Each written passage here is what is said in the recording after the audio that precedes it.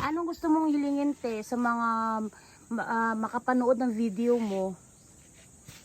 Partido ako balay Ang inihiling niya raw guys, kung may tao raw gustong tumulong sa kanya, bahay daw po talaga sana yung gusto niya kasi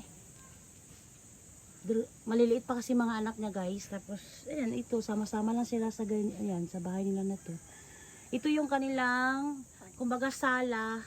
Tapos dyan na rin sila kumakain. Ayan ang kanilang kwarto. Naudit to kasi ito yung guys yung bahay nila eh. Ayan. Ayan. Tapos ang tanging hanap buhay lang po ni kuya ay pagtatanim ng kamuting kahoy, mais, tapos pag sa dagat, yan ang isda lang.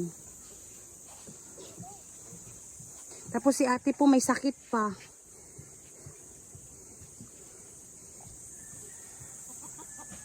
Si ate Sharon ay may sakit.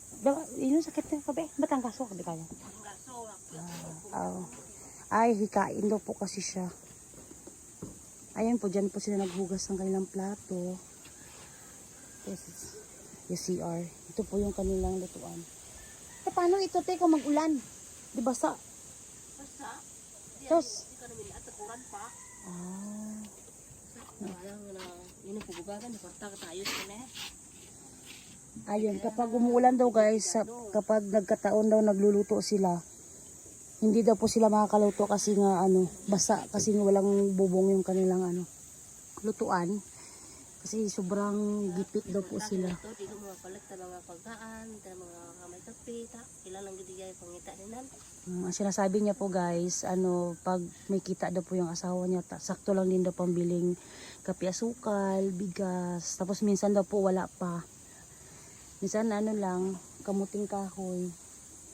Ayan. hindi man kakaan ta bagas daw ka man pangita ta kwarta ta hindi managata hindi man kamang hindi masustiyan niya ta mga rawan ng kilo ta ilan niyan magayaw Daw po guys, ang sabi ni ate, minsan daw hindi sila makakain ng bigas, ng kanin kasi nga hindi sapat yung kinikita ng asawa niya. Minsan isang araw, 1 kilo or 2 kilo lang yung huli niyang isda.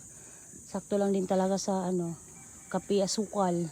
Medyo kasi ang dito bilihan ng bigas kapag dito sa isla. Pricey na siya kasi nga tawid dagat. Ayan. Mahirap talaga ang buhay nila guys kung makita nyo actual. Ayan, wala.